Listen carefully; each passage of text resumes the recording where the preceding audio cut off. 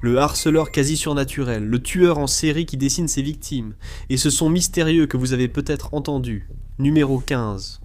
Le 22 novembre 1987, les habitants de Chicago regardèrent les informations de 21h sur la chaîne locale WGN-TV.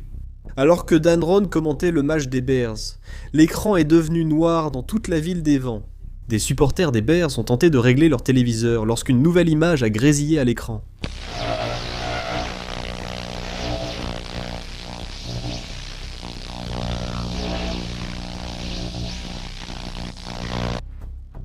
Désolé pour ça, cher fan d'info. Laissez-moi une seconde, d'accord ? La diffusion est revenue sur un Dan Roan choqué, qui a dit « Si vous vous demandez ce qui s'est passé, moi aussi. C'est aussi ce que je ressens. » Bref, ce n'était qu'un prélude à la véritable folie qui allait suivre. Quelques heures plus tard, à 23h20, sur VTW, une chaîne locale affiliée à PBS, diffusait des rediffusions d'anciens épisodes de Doctor Who. Après quelques parasites, l'homme au masque effrayant est réapparu, et cette fois, il pouvait parler.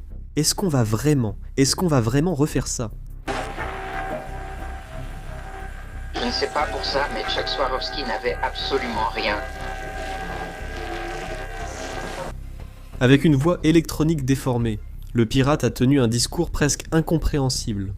Il a interpellé les commentateurs sportifs et les journaux locaux, lançant au hasard des slogans publicitaires, riant un instant, puis gémissant l'instant d'après. Les téléspectateurs ignoraient ce qu'ils voyaient. Et pourquoi ? Puis la situation est devenue étrange. Les images ont soudainement montré la silhouette masquée sur une chaise, frappée par une personne déguisée en soubrette française avec une tapette à mouche. Peu après, la programmation normale a repris. C'est l'un des incidents les plus étranges de l'histoire de la télévision et de The Infographics Show. Le pirate portait un masque de Max Headroom, un présentateur télésatirique généré par ordinateur. Les autorités étaient furieuses.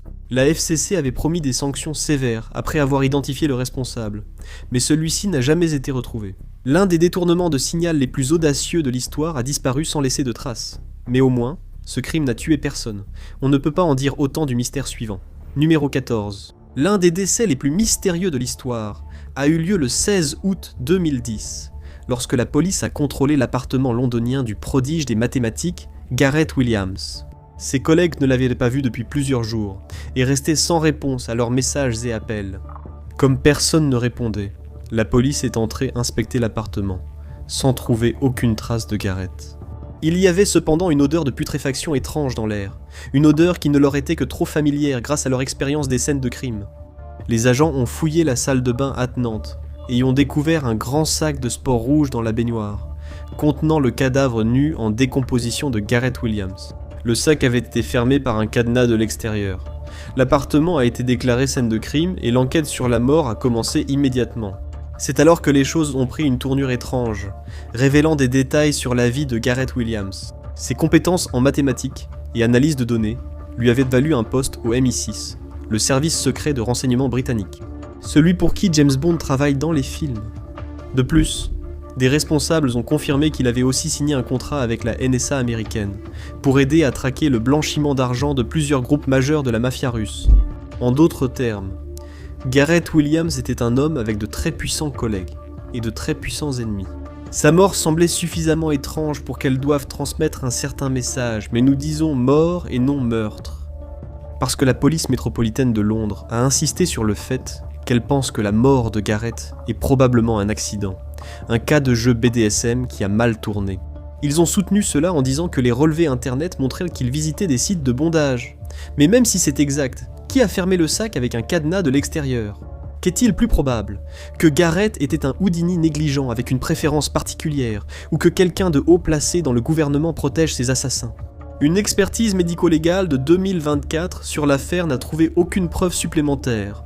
Sauf révélation majeure, cela restera un mystère. Tout comme l'identité d'un certain cerveau criminel qui a terrorisé le Japon. Numéro 13.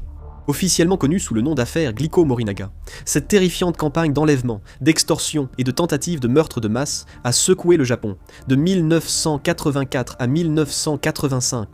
Tout a commencé lorsque deux hommes, masqués armés, l'un avec un pistolet et l'autre avec un fusil, ont envahi la maison d'une femme de 70 ans, dans la ville historique de Nishinomiya. Mais ils ne voulaient pas d'elle, ils voulaient les clés de la maison de son fils. Il s'agissait de Katsuhisa Ezaki, le président de la société de confiserie Ezaki Glico. Après avoir ligoté sa femme, ils ont traîné Isaki nu hors de la douche et l'ont emmené dans un entrepôt pour demander une rançon, pour l'équivalent de 4,5 millions de dollars et 100 kilos de lingots d'or, heureusement pour Isaki. Il a réussi à s'échapper, mais les hommes qui l'avaient enlevé ne faisaient que commencer. Ils ont brûlé des voitures près du siège d'Isaki Glico, puis ont envoyé une lettre moqueuse à la police qui n'a pas pu les arrêter. À la police japonaise. Imbécile. Êtes-vous stupide? Si vous êtes pro, essayez de m'attraper. Indice. La voiture utilisée est grise. La nourriture vient de Daiei. Si vous voulez de nouvelles informations, suppliez pour les obtenir dans le journal. Les mystérieux criminels sont devenus connus sous le nom du monstre aux 21 visages, une référence au démon. Aux 21 visages, un personnage de célèbre roman policier japonais. Le monstre, impatient de semer la terreur, envoyait des lettres moqueuses à la police et aux médias, menaçant d'empoisonner des bonbons et de tuer des centaines, voire des milliers de personnes. Il a d'abord visé les bonbons d'Isaki Glico, puis ceux de Morinaga. Malgré ses lettres vantardes et ses indices, le monstre aux 21 visages n'a jamais été attrapé. Comme les suspects n'ont rien donné, le policier principal de l'affaire, le surintendant Yamamoto, s'est immolé par le feu et est décédé, en raison de ses profonds regrets de ne pas avoir résolu l'affaire. La dernière lettre du monstre aux 21 visages l'a qualifié d'idiot, comme prévu. En ce qui concerne les maniaques non arrêtés qui envoient des lettres, le monstre n'est vraiment pas aussi effrayant que notre prochaine énigme non résolue. N'oubliez pas de vous abonner, car vous reviendrez sûrement pour la 4e partie. Numéro 12. Oubliez tout ce que vous avez entendu dans la mini-série douteuse de Netflix, parce que la véritable histoire du guetteur de Westfield, New Jersey, est 1000 fois plus effrayante. Lorsque la famille Bronçaise a emménagé dans l'impressionnante maison au 657 boulevard en 2014, ils pensaient qu'ils allaient commencer la vie de leurs rêves. Et naturellement, parce qu'ils figurent dans cette vidéo, cela allait devenir un cauchemar. Ils ont reçu une lettre d'une personne signée Le Guetteur, affirmant que surveiller la maison était un projet familial transmis entre générations. La lettre disait en partie « 657. Boulevard est impatient que vous emménagiez. Cela fait des années et des années que le jeune sang n'a pas régné dans les couloirs de la maison. Je suis Le Guetteur et j'ai contrôlé le 657 boulevard pendant la majeure partie de 2 décennies. Maintenant, c'est mon travail, ma vie, mon obsession. Et maintenant, vous l'êtes aussi. Oui, le jeune Sang fait bien référence aux enfants de la famille, au cas où vous vous poseriez la question. Les lettres, décousues et délirantes, pleines de fautes, prenaient un plaisir presque pervers à narguer la famille. Dans l'une des lettres, le guetteur prenait même un réel plaisir à décrire les noms exacts de tous les enfants Brodis et comment il pourrait les attirer hors de la maison. C'est sans doute l'un des événements les plus effrayants de l'histoire moderne. Les Brattis ont quitté la maison et l'ont vendue avec une perte énorme. Et le jeune couple qui a emménagé après eux n'a reçu aucune lettre du guetteur. Mais au moins, les Brattis en sont sortis vivants.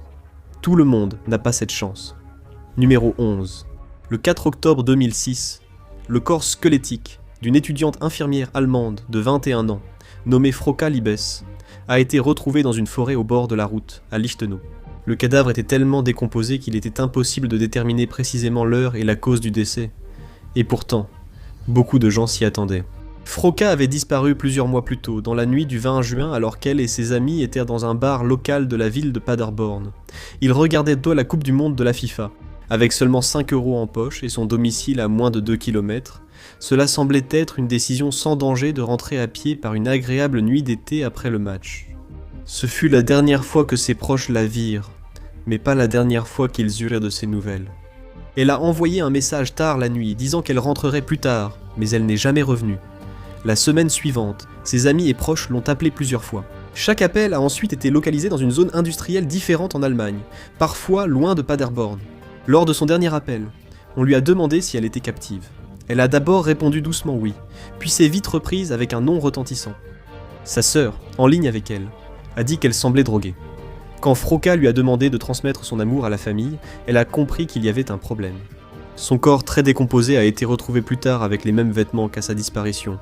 Nous ignorons si l'assassin de Frauka Liebes tuerait à nouveau, mais nous savons que notre prochain tueur mystérieux l'a fait. Numéro 10. Parmi les histoires d'horreur analogiques célèbres sur internet figure celle du peintre. Elle a attiré l'attention et le mépris pour sa représentation gratuitement violente de tueurs dépravés, aimant peindre leurs victimes. Mais croiriez-vous qu'il y a eu un tueur exactement comme ça dans la vraie vie ? Il s'agissait d'un tueur terrifiant, mais peu connu que la presse appelait le Doodler, qui a tué entre 3 et 16 hommes, qu'il rencontrait dans des clubs gays dans les années 1970. San Francisco l'a décrit comme un homme noir, grand et mince. Il a obtenu son surnom inquiétant car il dessinait ses victimes, disant étudier pour devenir dessinateur de bande dessinée. Après avoir attiré ses victimes dans un lieu isolé, il les poignardait à mort puis s'enfuyait, sans tenter de déplacer ou cacher le corps. Avec un tueur aussi brutal et avec une méthode aussi particulière, on pourrait penser qu'il aurait été arrêté plus tôt. Au sein de la communauté gay soudée du San Francisco des années 1970, la triste vérité est que l'homophobie a été la plus grande alliée du doodler. Les hommes qui auraient pu témoigner savaient que parler publiquement signifiait faire leur coming out, ce qui représentait un grand risque dans les années 1970. Il n'y avait pas seulement un manque de témoins, la police hésitait aussi à s'impliquer dans cette vague de crimes. L'affaire étant si ancrée dans la communauté gay, ils n'ont pas enquêté aussi sérieusement que pour des meurtres hétérosexuels. À ce jour, de nouveaux portraits vieillis du doodler sont publiés pour aider à sa capture, mais il n'a toujours pas été arrêté, et il est peut-être encore en liberté aujourd'hui. Une récompense de 200 000 $ est offerte pour des informations permettant d'arrêter le tueur. Cependant, tous les individus de cette liste ne sont pas des tueurs confirmés. Parfois, ce n'est qu'une silhouette dans l'obscurité que personne ne peut expliquer. Numéro 9. Le Loyon, également connu sous le nom de fantôme de Môle, est une légende urbaine vivante, connue pour rôder dans les forêts du canton suisse de Fribourg. Et croyez-nous quand on vous dit ça, vous le reconnaîtriez absolument si vous le voyiez. Il mesure plus d'1,80 m, porte une combinaison sombre d'apparence militaire avec une cape de camouflage par-dessus, et ce qui semble être un masque à gaz GP5 qui lui couvre entièrement le visage. Il a été aperçu en train d'errer, certains affirmant même avoir pris des photos de lui à distance. Les théories abondent sur le fait qu'il s'agisse d'un véritable fantôme, d'un homme atteint d'une affection qui le pousse à cacher son visage, ou simplement d'un excentrique local avec un sens du style étrange. Cette bizarrerie a enflammé la presse suisse. Puis de nombreux chasseurs de mystères sont venus dans la forêt chercher la mystérieuse silhouette. L'affaire a aussi connu une fin triste. Après la médiatisation de l'affaire Le Loyon, il aurait envoyé une lettre intitulée Certificat de décès et Testament du fantôme de Môle. Dans cette lettre, il se plaignait que toute cette attention supplémentaire risquait de ruiner son mode de vie. Il était maintenant temps pour lui de disparaître. Les dernières lignes de sa lettre disaient « Le fantôme disparaît. Le risque d'une chasse à la bête est trop grand. Cela reviendra hanter les esprits étroits de votre espèce, car au final, un fantôme ne meurt jamais. Le Loyon n'a plus jamais été aperçu depuis que la lettre a été trouvée en 2013. Ce qui rend notre prochain mystère non résolu spécial, c'est que, statistiquement, il pourrait déjà vous affecter en ce moment même. Numéro 8, pouvez-vous l'entendre ? Ce grondement sourd, comme une tempête qui approche, ce bruit de fond qui semble souligner chaque instant de votre vie. C'est presque comme une vibration haptique à l'arrière de votre crâne. Des milliers de personnes dans le monde entier en ont parlé. Et ce, depuis 1973. Si vous-même êtes hanté par ce bourdonnement étrange, n'hésitez pas à en parler dans les commentaires. Mais qu'est-ce que c'est ? D'où vient ce bourdonnement étrange qui nous rend tous fous ? Une explication pour certaines régions serait la présence d'installations industrielles liées aux gazoducs à haute pression. Elles peuvent produire un grondement dont vous devenez progressivement conscient, et il devient ensuite impossible de l'ignorer.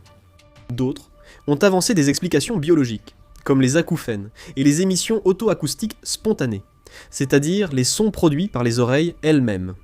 Dans certaines régions, on affirme qu'il s'agit du grondement grave, des appels d'accouplement d'animaux comme le poisson-crapaud. Les scientifiques continueront à étudier la question. Peut-on vraiment savoir ce qui se cache derrière ?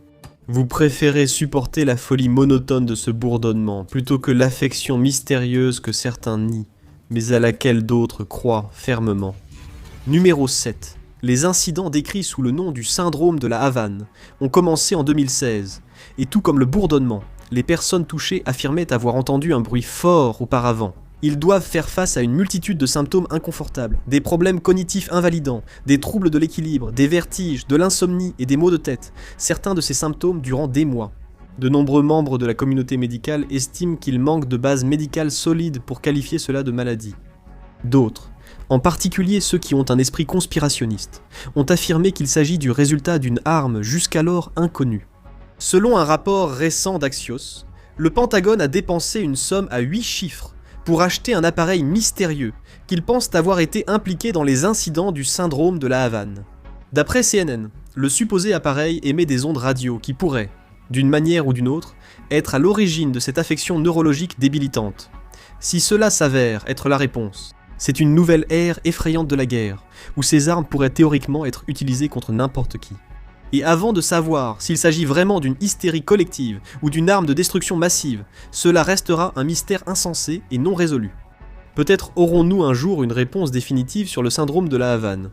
Mais notre prochain cas restera sans doute un mystère troublant à jamais. Numéro 6. Le 8 février 1993 avait été une journée étrange pour Gary Sudbrink, âgé de 27 ans.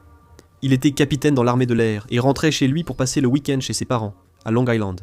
Fait crucial. Il s'agissait d'une visite surprise dont il n'avait pas parlé à ses parents à l'avance. Personne d'autre que lui ne savait qu'il allait être là. Cela aura son importance. Plus tard. Une fois installé, il a appelé son pote Mike pour lui donner des nouvelles et lui dire qu'il venait d'arriver par JFK. Donc peut-être qu'ils pourraient se voir. Mike semblait étrangement perplexe face à cela, disant à Gary que tous les deux s'étaient dit parler au téléphone la veille. Ce n'était pas possible.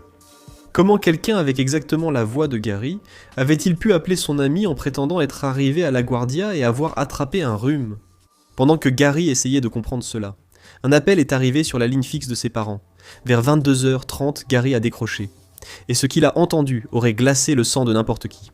Une voix basse et mécanique, comme celle que l'on entendrait dans un mauvais rêve, a demandé à lui parler en citant son nom et lui a dit « L'autre voix se fait passer pour toi ». Une déclaration d'autant plus inquiétante replacée dans le contexte de la discussion entre Gary et Mike. Au début, Gary était agacé, croyant que son grand frère Stéphane lui faisait une blague, mais si c'était un farceur, il faisait preuve d'un acharnement exceptionnel. 4 appels ont eu lieu cette nuit-là. À chaque fois, la même voix lente, monotone et mécanique prononçait des déclarations inquiétantes et énigmatiques, telles que « Combien de temps comptes-tu rester après ton retour du Texas ?» ou « Garde les yeux vers le ciel ». À chaque appel, la voix laissait entendre un peu plus ce qui se passait réellement, affirmant qu'elle venait d'une autre planète et avertissant Gary d'un double qui lui voulait du mal. Les derniers mots de l'appel furent « Méfie-toi, interférence du gouvernement, les visites seront perturbées par eux ». À ce jour, nous ne savons toujours pas qui était à l'autre bout du fil cette nuit-là. Qu'il ait été un farceur, un fou ou un véritable extraterrestre. Mais au moins, l'appelant mystérieux n'est pas lié à une véritable tragédie de masse, comme le sujet de notre prochain mystère, le numéro 5. La créature la plus célèbre de Virginie occidentale se distingue des Bigfoots et des Nessie du monde, car elle est associée à une véritable tragédie de masse, qui a coûté la vie à 46 personnes. Ce lien a donné au Mothman un héritage durable, un présage de malheur pour certains, et une figure étrangement attachante pour d'autres. Du 15 novembre 1966 au 15 décembre 1967. Des habitants de la ville tranquille de Point Pleasant, Virginie occidentale, disaient avoir vu une grande créature humanoïde aux yeux rouges brillants et aux ailes immenses. Cela semblait lié à une série plus vaste d'événements étranges rapportés par le journaliste Gonzo John Keel, et a ensuite servi de base au film avec Richard Gere, La prophétie des ombres. Mais qu'est-ce que le Mothman prophétisait exactement? Selon certains, l'effondrement tragique du pont Silver, qui a tué 46 personnes et en a blessé beaucoup d'autres, le 15 décembre 1967. Le Mothman était-il un véritable oiseau de mauvais augure, ou juste une légende devenue une attraction touristique lucrative à Point Pleasant? Nous ne le saurons sans doute jamais. Comme pour l'une des disparitions les plus célèbres d'Amérique. Numéro 4. En tant que chef du syndicat des Teamsters, alors très puissant, Jimmy Hoffa était l'un des leaders syndicaux les plus influents de l'histoire américaine. On disait aussi qu'il avait des liens douteux avec la mafia. Et cela pourrait bien lui avoir coûté la vie lorsqu'il a disparu à jamais le 30 juillet 1975. Le dernier endroit où il a été vu, à part par son ou ses meurtriers, était le parking du restaurant Matthew's Red Fox à Bloomfield Hills, une banlieue de Détroit. De nombreuses théories ont circulé sur l'assassinat de Jimmy Hoffa. Certains menteurs notoires, comme le meurtrier Richard l'homme de glace, Kuklinski, et l'ancien homme de main de Hoffa, Frank l'Irlandais, Sheeran, ont prétendu être responsables de sa mort. Ces affirmations ont été discréditées. Nous ne saurons probablement jamais comment Jimmy Hoffa est mort, ni ce qu'est devenu son corps. Nous savons ce qu'il est advenu des nombreux corps des personnes décédées dans notre prochain mystère. Mais pourquoi ils ont fait ce qu'ils ont fait? Eh bien, cela reste un grand mystère. Numéro 3. En 1518, dans la ville de Strasbourg, des gens ont commencé à danser dans les rues. Le nombre exact fait débat, mais les estimations vont de 50 à plus de 400 personnes au cours de cet incident qui a duré plusieurs semaines. Et ce n'était pas simplement un flash mob du XVIe siècle. Ces personnes ont dansé jusqu'à l'épuisement, beaucoup tombant littéralement mortes. À ce jour, la raison de cet événement étrange reste un mystère. Certains ont émis des hypothèses. Certains évoquent l'hystérie collective, d'autres des hallucinations dues à l'ergot. Au final, nous ne pouvons que supposer les causes de cette folie. Si cela semble une folie collective, ce mystère paraît plus personnel. Numéro 2. Entre 1837 et 1904, des habitants des grandes villes d'Angleterre ont affirmé avoir été agressés par une présence démoniaque que la presse a appelée Jack Talon à ressort. Honnêtement, ce nom est une des choses les moins intéressantes sur ce mystérieux personnage. Selon différents témoignages, en plus de posséder des capacités de saut inhumaines, il avait aussi des griffes en métal, des yeux démoniaques et la capacité de cracher du feu. Il n'utilisait pas ses pouvoirs pour combattre le crime, mais préférait harceler les femmes, ce qui le rendait populaire dans les Penny Dreadfuls. Il est finalement devenu une figure du folklore britannique, et certains personnages historiques restent des suspects potentiels. Mais nous n'avons toujours aucune idée de qui il était vraiment, ni de ce qu'il voulait, s'il avait réellement existé, ou s'il s'agissait d'une seule personne. Mais vous préféreriez croiser Jack Talon à ressort dans une ruelle sombre plutôt que d'avoir à affronter le mystère ultime, le numéro 1 des mystères non résolus. Peu de mystères sont aussi étranges, aussi troublants et aussi véritablement terrifiants que celui-ci. 6 meurtres brutaux ont eu lieu dans la campagne allemande en mars 1922, anéantissant toute une famille en un seul acte d'horreur. Nous ignorons qui a commis ces actes et pourquoi, et nous ne le saurons sans doute jamais. Mais la méthode du meurtrier vous glacera jusqu'à la moelle. La famille vivait dans une ferme isolée, dans une région reculée de la Bavière, à plus de 60 km au nord de Munich. Dans les mois avant le massacre, la famille et leurs employés ont senti que quelque chose n'allait pas chez eux. Des bruits étranges tout au long de la journée et de la nuit, des objets déplacés, des journaux dans la maison dont aucun membre de la famille ne se souvenait avoir acheté.